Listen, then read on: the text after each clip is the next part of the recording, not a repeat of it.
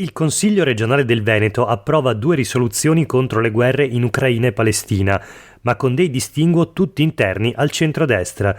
Dall'intergruppo legalista Zaia giunge un sì netto, senza se e senza ma, mentre Fratelli d'Italia e Forza Italia si smarcano dalla mozione considerata più radicale, cioè quella presentata dal Veneto che Vogliamo, Movimento 5 Stelle ed Europa Verde. Ma andiamo con ordine. Le forze di opposizione avevano deciso di sottoporre ai voti del Consiglio regionale questi documenti in cui sostanzialmente si chiede il cessate il fuoco. Si tratta di provvedimenti che dal punto di vista pratico non hanno ovviamente effetti concreti, ma servono a far esprimere le forze politiche sul tema della guerra. Il PD ha presentato una sua risoluzione, lo stesso hanno fatto anche le altre forze di opposizione. È emersa una comune preoccupazione per l'escalation delle ultime settimane, con l'attacco all'ambasciata a Damasco e il conseguente intervento militare iraniano contro Israele, ha puntualizzato la capogruppo Dem Vanessa Camani, ed è stata comune la volontà di un chiaro invito al governo ad attivarsi per dare sostegno ad un'azione internazionale di distensione che veda l'Europa giocare un ruolo da protagonista. Questo con l'obiettivo di giungere ad un immediato cessate il fuoco che ponga fine al disastro umanitario lungo la striscia di Gaza e consenta la liberazione degli ostaggi israeliani nelle mani di Hamas. Il documento del PD è stato approvato da tutte le forze del Consiglio regionale. Non è andata così invece per l'altro documento che, secondo le forze di centrodestra, conteneva elementi più ideologici. In particolare Enoch Soranzo di Fratelli d'Italia ha contestato un passaggio in cui veniva evidenziata la necessità di ridurre le spese militari e riconvertire l'industria bellica. Un punto questo che Fratelli d'Italia mai potrebbe accettare, visto che l'ideale di nazione promosso dai fratelli di Giorgia si fonda anche sull'efficienza dell'industria bellica. Elisa Venturini, consigliera di Forza Italia, ha contestato invece l'assenza di dati specifici sul percorso di pace. È molto importante il segnale che il Consiglio regionale ha voluto inviare, approvando a maggioranza la nostra risoluzione sul tema della pace alla luce dei recenti conflitti in Ucraina e Palestina, ha evidenziato Elena Ostanella del Veneto che Vogliamo, prima firmataria della risoluzione. Assieme a lei, Cristina Guarda, Erika Baldin e Arturo Lorenzoni hanno ribadito un punto fondamentale. Le numerose manifestazioni di questi mesi ci hanno ricordato ulteriormente che quello che ci chiedono i cittadini è la pace per tutti i popoli. Se guardiamo all'attuale situazione internazionale vediamo solo conflitti che iniziano con immonda frequenza, ed è per questo che la richiesta del Consiglio regionale è ancora più importante, dicono i consiglieri regionali di Europa Verde, Movimento 5 Stelle e Veneto che Vogliamo.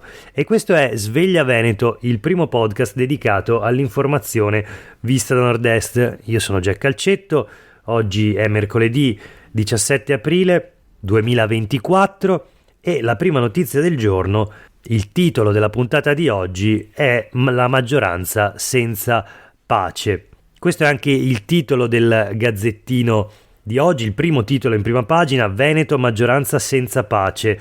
Regione, lite nel centrodestra su Gaza e Ucraina. La Lega si schiera con la sinistra, strappo tra Forza Italia e Fratelli d'Italia, scontro sulle richieste del Carroccio, sulle spese militari e sulla liberazione di tutti gli ostaggi.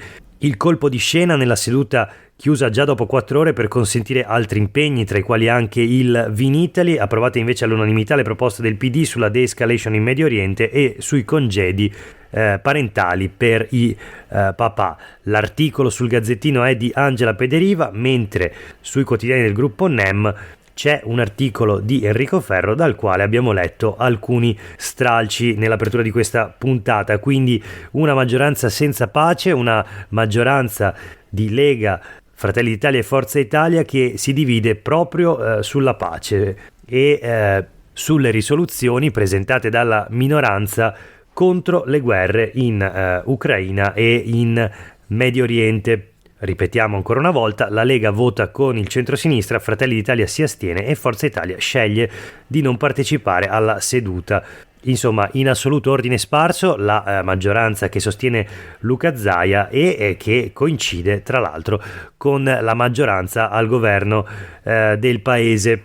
Ma noi proseguiamo la rassegna stampa di oggi con un'altra notizia che riguarda la politica regionale e non solo, e che vede ancora divisi e ancora contrapposti gli alleati della coalizione di governo. E allora partiamo dal Gazzettino: autonomia, scintille, Tajani, Zaia. Pioggia di emendamenti, ne sono stati presentati 2400, ma vediamo cosa ha detto il ministro degli esteri Antonio Tajani, leader nazionale di Forza Italia, a proposito dell'autonomia. Dice Tajani: la riforma non deve svantaggiare, vigileremo su questo. Gli risponde subito Luca Zaia, presidente della Giunta regionale del Veneto: fastidio, nessuno qui scappa con la refurtiva. E allora vediamo la notizia anche sui quotidiani del gruppo NEM. Zaia contro Tajani, dice che vigilerà sull'autonomia, noi non rubiamo nulla. Alla Camera sono presentati 2400 emendamenti sul disegno di legge, tutti, salvo sorprese, sono destinati ad essere bocciati. Quasi la metà delle correzioni proviene dai rossoverdi, nessuna da Forza Italia, ma c'è questa dichiarazione del ministro degli esteri Tajani, appunto di Forza Italia, che appunto ha annunciato che il suo partito vigilerà sulla autonomia. Confermato intanto l'impegno della maggioranza di arrivare in aula il 29, quindi a fine mese. Vedremo come proseguirà questa vicenda. Nel frattempo voltiamo pagina e proseguiamo la rassegna stampa di oggi, tornando sulle pagine del Gazzettino, dove troviamo una notizia che riguarda uno dei sondaggi svolti da Demos per l'osservatorio sul nord-est, appunto del quotidiano di Venezia. Sulle strade si corre troppo, 7 su 10 dicono di sì. La maggioranza è a favore di un aumento dei controlli sulla velocità, la stretta piace di più a casalinghe e anziani, solo il 27% chiede di alzare i limiti per permettere quindi agli automobilisti di correre ancora di più.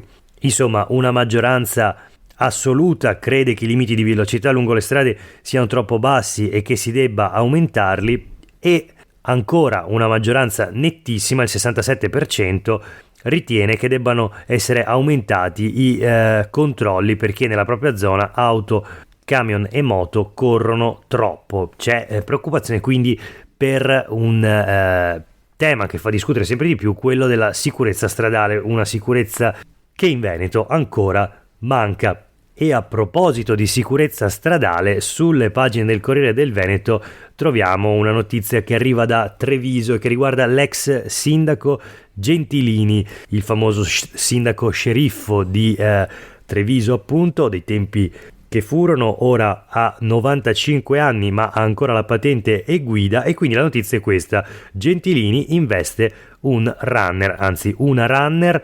Il marito annuncia che la donna deciderà se sporgere denuncia e racconta: mia moglie è stata sbalzata avanti di 5 metri, via la patente ai 90enni, dice anche il marito della donna investita, una runner di 29 anni che stava attraversando la strada. Domenica, in una zona periferica di Treviso, l'ex sindaco Giancarlo Gentilini ha investito una podista che stava attraversando la strada. Leggiamo sul Corriere del Veneto: Gentilini si è fermato per controllare le sue condizioni, la donna è stata portata in pronto soccorso con diverse ferite e contusioni. Lui si difende e dice: andavo molto piano. Ma insomma, questo per far capire quanto poi possa essere pericolosa l'automobile, e quindi non stupiscono i dati del sondaggio registrati dal sondaggio dell'osservatorio nord-est. Chiudiamo la rassegna stampa di oggi con due notizie flash. La prima che riguarda l'economia e le spese crescenti che devono essere sostenute dalle famiglie.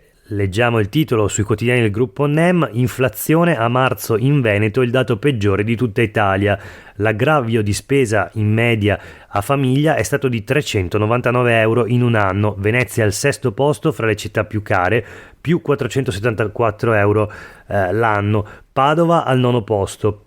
La classifica è compilata dall'Unione Nazionale Consumatori sulla base di dati Istat. Infine, l'ultima notizia di oggi riguarda invece l'esposizione d'arte a Venezia, la Biennale. La troviamo sui quotidiani del gruppo NEM. Le tensioni del mondo entrano alla Biennale, il messaggio di Israele. Il padiglione resterà chiuso fino al rilascio degli ostaggi e con la richiesta di un immediato cessate il fuoco. La Polonia espone la guerra in Ucraina e l'Ucraina i video dell'invasione russa. Dall'Iran per ora sale vuote, la Bolivia a casa invece della Russia. Dopo le polemiche e le petizioni per l'esclusione, ieri la sorpresa nel padiglione di Israele. I militari presidiano comunque lo spazio, all'interno si scorge un video dell'artista Ruth Patir sul tema della fertilità. Ebbene, per oggi è davvero tutto, grazie per aver ascoltato questa puntata di Sveglia Veneto, a tutte e tutti voi una buona giornata.